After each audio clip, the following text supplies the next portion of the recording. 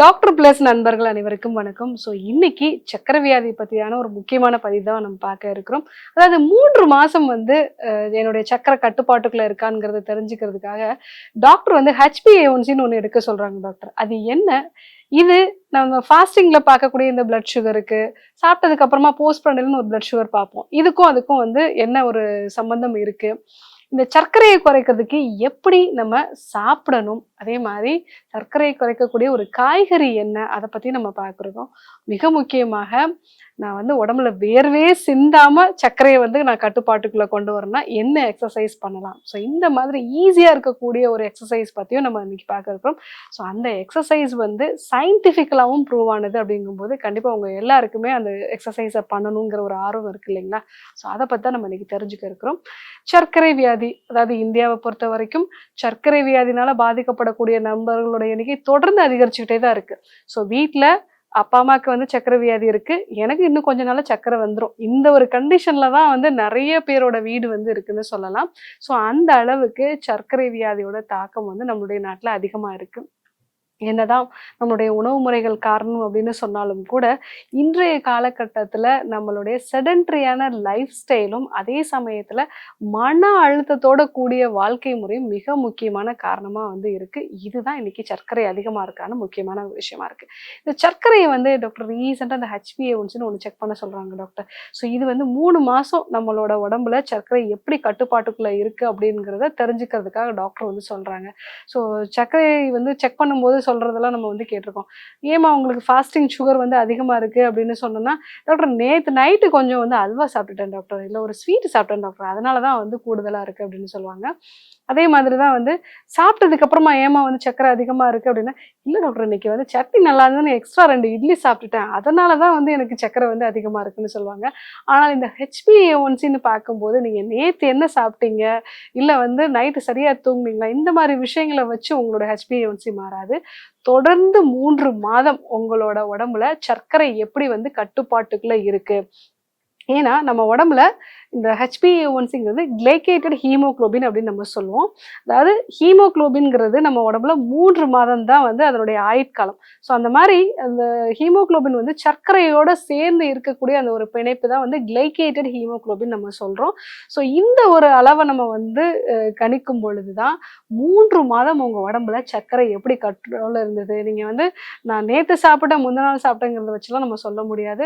3 மாசம் நீங்க வந்து சரியான கட்டுப்பாட்டுக்குள்ள இருந்தாதான் உங்களுடைய அந்த HbA1cங்கிறது வந்து நார்மலான ஒரு கண்டிஷனுக்கு வரும். இல்ல அதிகத்துல இருந்து அது குறைய ஆரம்பிக்கும். அதனாலதான் டாக்டர்ஸ் வந்து இந்த ஒரு அளவை வச்சு உங்களுக்கு சர்க்கரை கட்டுப்பாட்டுக்குள்ள இருக்காங்கிறத வந்து சொல்றாங்க. இதுக்கும் ஃபாஸ்டிங் அந்த போஸ்ட்பாண்டில் அப்படிங்கிறது வந்து உங்களுக்கு டெம்பரவரியா உங்களுக்கு ஒரு சொல்லக்கூடிய ஒரு விஷயம் தான். நேத்து நைட் நான் வந்து சாப்பிட்டேன் அப்படின்னா, நைட்டு சரியா தூங்கலைன்னா கூட உங்களுக்கு ஃபாஸ்டிங் பிளட் சுகர் வந்து அதிகமாகலாம். அதே மாதிரி எக்ஸ்ட்ரா நீங்க வந்து உணவு சாப்பிட்டாலும் போஸ்ட்பாண்டில்ல வந்து உங்களுக்கு சுகர் வந்து அதிகமாகலாம். அந்த HbA1c தான் உங்களுக்கு கரெக்டான ஒரு வேல்யூ வந்து சொல்லக்கூடியது. இந்த சர்க்கரையை குறைக்கிறதுக்கு நான் சொல்லக்கூடிய ஒரு காய்கறி வந்து நீங்க அடிக்கடி எடுத்துக்கிட்டீங்க அப்படின்னா சர்க்கரை நல்லா வந்து குறையும். அது என்ன காய்கறி அப்படின்னா நூல்கோல். இந்த நூல்கோல் அப்படிங்கிறத வந்து நீங்க நல்லா அரைச்சு ஜூஸ் மாதிரி வந்து எடுத்துக்கலாம். இந்த மாதிரி இந்த ஜூஸ் வந்து நீங்க தயாரிக்கும் போது அதுல வந்து ஒரு கார வெத்தலையும் ஒரு பாதி அளவுக்கு களிப்பாக்கும் வந்து சேர்த்துக்கலாம். ஏன்னா அந்த துவர்ப்பான உணவுப் பொருள் அப்படிங்கிறது சர்க்கரையை வந்து கட்டுப்பாட்டுக்குள்ள கொண்டு வர்றது. இந்த நூல்கோல் ஜூஸ் தயாரிக்கிறதுக்கு ஒரு நார்மல் சைஸ்ல இருக்கக்கூடிய நூல்கோல் வந்து எடுத்துக்கலாம். பாதி அளவுக்கு நீங்க வந்து கொட்டைப்பாக்கு இல்லைன்னா களிப்பாக்கு வந்து எடுத்துக்கலாம். ஒரு வெற்றிலை வந்து எடுத்துக்கலாம். இதை நல்லா அரைச்சிட்டு நீங்க வந்து அதை வடிகட்டிட்டு அது கூட தேவைப்பட்டா கொஞ்சம் நீங்க தண்ணீர் சேர்த்து இதை வந்து வாரத்துல ஒரு 3 நாள் நீங்க குடிச்சீங்கனாலே உங்களுக்கு நல்லா இந்த சர்க்கரை வந்து கட்டுப்பாட்டுக்குள்ள வந்து வரும். இந்த நூல்கோலை நீங்க சமைச்சும் வந்து சாப்பிடலாம். இது வந்து நம்ம உடம்புல இன்சுலினோட சென்சிட்டிவிட்டியை வந்து இம்ப்ரூவ் பண்ணுது. அதே மாதிரி நம்மளுடைய செல்களுக்குள்ள வந்து சர்க்கரையோட செயல்பாட்டு அதனுடைய அந்த சர்க்கரை வந்து எனர்ஜியா கன்வெர்ட் பண்ணக்கூடிய அந்த அளவு வந்து இது அதிகப்படுத்துது. அதனால இந்த நூல்கோல் வந்து நீங்க எடுத்துக்கலாம். அடுத்ததா நீங்க ஒரு எக்ஸசைஸ் வந்து நம்ம பண்ணலாம். இந்த எக்ஸசைஸ் அப்படிங்கிறது வந்து சாப்பிட்டதுக்கு அப்புறமா ஒரு 1/2 மணி நேரம் கழிச்சு உங்களுடைய குதிங்கால்களை மட்டும் உயர்த்தக்கூடிய அந்த ஒரு பயிற்சி. நீங்க தரையிலிருந்து உங்களுடைய கால்கள் வந்து தரையில இருக்கணும். உங்க குதிங்கால்கள மட்டும் உயர்த்தக்கூடிய இந்த ஒரு பயிற்சிய வந்து நீங்க உட்கார்ந்துட்டும் பண்ணலாம், நின்னுட்டும் பண்ணலாம். ஸோ இந்த மாதிரி நீங்க ஒரு 10 நிமிஷம் நீங்க வந்து பண்ணீங்க அப்படின்னாலே, உங்களுடைய சர்க்கரை வந்து 52% குறையுது அப்படிங்கிறது அந்த ஆராய்ச்சிகள் வந்து சொல்லியிருக்காங்க. ஸோ எதனால டாக்டர் வந்து நான் 1 மணி நேரம் நடக்கிறேன், அதுக்கெல்லாம் வந்து வந்து சர்க்கரை குறையல, இது ஒரு 10 நிமிஷம் பண்ணா வந்து குறையுமான்னு கேட்டீங்கன்னா, நம்ம காஃப் மசில்ஸ் தான் நம்ம செகண்ட் ஹார்ட்ன்னு நம்ம வந்து சொல்லுவோம். இந்த இடத்துல வந்து குளுக்கோஸோட யூட்டிலைசேஷன் கொஞ்சம் அதிகமா இருக்கும். ஸோ நீங்க ஒவ்வொரு முறையும் உணவுக்கு அப்புறமா ஒரு 1/2 மணி நேரத்துக்கு அப்புறமா உட்கார்ந்தபடியோ, இல்ல நின்னபடியோ ஒரு 10 நிமிஷம் உங்க குதிங்கால்கள மட்டும் உயர்த்தி, உயர்த்தி உங்க காஃப் மசில நல்லா ஸ்ட்ரெச் பண்ணுங்க. ஸோ அந்த மாரி பண்ணும்போது உங்க உடம்புல முக்கியமா சாப்பிட்டதுக்கு அப்புறமா இருக்கக்கூடிய இந்த சர்க்கரை வந்து நல்லா கட்டுப்பாட்டுக்குள்ள வரும். இதன் மூலமாக உங்களுடைய HbA1cயும் நீங்க குறையறத வந்து பார்க்கலாம். ஸோ அடுத்ததா பார்த்தீங்கன்னா, எப்படி சாப்பிடணும்?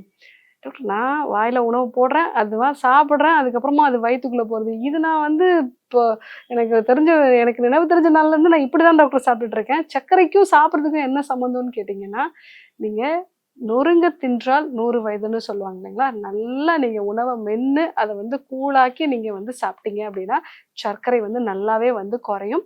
ஸோ நீங்க ஒவ்வொரு கவளம் உணவையும் குறைஞ்சபட்சம் 5லேருந்து 10 முறை நல்லா மென்னு அத வந்து நீங்க ஒரு நீர்த்துவமாக்கி வந்து சாப்பிடணும் நீங்க. அதனால தான் வந்து உடலுக்கு நோய் வராம இருக்கணும் அப்படின்னா, நீங்க சாப்பிடக்கூடிய உணவ நல்லா நீர் மாதிரி ஆக்கி நீங்க சாப்பிடுங்க. அதே மாரி நீங்க குடிக்கக்கூடிய தண்ணீர வந்து உணவு மாரி கொஞ்சம் கொஞ்சமா கடிச்சு, கொஞ்சம் கொஞ்சமா வந்து அந்த நீர வந்து எடுத்துக்கோங்க. கட கட கடன்னு வந்து எடுக்கக்கூடாது. அதாவது நோய் வராம இருக்கிறதுக்கு வந்து தேரையர்ங்கிற சித்தர் என்ன சொல்லியிருப்பாரு அப்படின்னா, "பெருந்தாகம் எடுத்தாலும் பெயர்த்து நீர் அருந்தோம்" அப்படின்னு சொல்லுவாங்க. அதாவது ரொம்ப தாகமா இருந்தாலும் கட கட கட கடன்னு தண்ணி வந்து குடிக்காதீங்க. அதுவும் நோய் வரதுக்கு ஒரு முக்கியமான காரணம்ங்கிறத வந்து சொல்லியிருப்பாங்க. அதே தான் இந்த ஒரு சர்க்கரை வியாதிக்கும். ஸோ தண்ணீர நல்லா மெதுவா நீங்க வந்து குடிக்கணும். அதே மாதிரி அ உணவ வந்து நல்லா மென்னு நீங்க வந்து அத கூழாக்கி தண்ணீர் மாதிரி வந்து நீங்க எடுத்துக்கணும். ஸோ இந்த ஒரு விஷயத்த ஃபாலோ பண்ணீங்கன்னா, உங்க சர்க்கரை வந்து கட்டுப்பாட்டுக்குள்ள வரத பார்க்கலாம். ஸோ சர்க்கரை நோயாளிகள் HbA1c பத்தி தெரிஞ்சுக்கோங்க. நான் நேத்து சாப்பிட்டேன், அதே மாரி முந்தா நாள் சாப்பிட்டேன், அதனால வந்து எனக்கு சுகர் ஆயிடுச்சு, அதிகமாயிடுச்சுன்னு சொல்ல முடியாது. HbA1c 3 மாசம் உங்களுடைய சர்க்கரை கட்டுப்பாட்டுக்குள்ள இருந்ததுனா தான் உங்களுக்கு அந்த HbA1cயோட அளவு வந்து குறையும். அதே மாதிரி காய்கறிகள பொறுத்தவரைக்கும் நூல்கோல் ஜூஸ் மாதிரி வந்து நீங்க எடுத்துக்கலாம். இல்ல அத வந்து நீங்க வந்து பருப்பு சேர்த்து உணவாக்கியும் வந்து சாப்பிடலாம். அதுவும் வந்து சர்க்கரை கட்டுப்பாட்டுக்குள்ள வந்து கொண்டு வரும். ஸோ நான் சொல்லக்கூடிய அந்த எக்ஸர்சைஸ் உங்களுடைய அந்த calf muscle raising exercise soleus அப்ன்னு சொல்லுவோம். ஸோ இந்த ஒரு எக்ஸர்சைஸ வந்து நீங்க ஒவ்வொரு முறையும் உணவுக்கு அப்புறமா ஒரு 1/2 மணி நேரம் கழிச்சு ஒரு 10 நிமிஷம் இந்த பயிற்சிய வந்து நீங்க பண்ணலாம். ஸோ அது கூட உணவ நல்லா மென்னு நீங்க சாப்பிடணும். அதே மாரி தண்ணீர வந்து மெதுவா வந்து நீங்க குடிக்கணும். இந்த விஷயங்கள நீங்க ஃபாலோ பண்ணாலே உங்களுடைய சர்க்கரை பாதி அளவு நீங்க குறையறத வந்து கண்கூடா வந்து பார்க்கலாம். ஸோ சர்க்கரை வியாதினால பாதிக்கப்பட்டவங்களுக்கு இந்த எல்லா விஷயங்களையும் வந்து சொல்லுங்க. இல்ல உங்களுக்கு சர்க்கரை வியாதி இருந்ததுன்னா கண்டிப்பா இத ஃபாலோ பண்ணி பாருங்க. ஃபாலோ பண்ணி பார்த்துட்டு எப்படி இருக்குங்கிறத கமெண்ட்ல சொல்லுங்க. இதே போன்று ஒரு நல்ல தகவலோட வந்து சந்திக்கிறேன். நன்றி, வணக்கம்.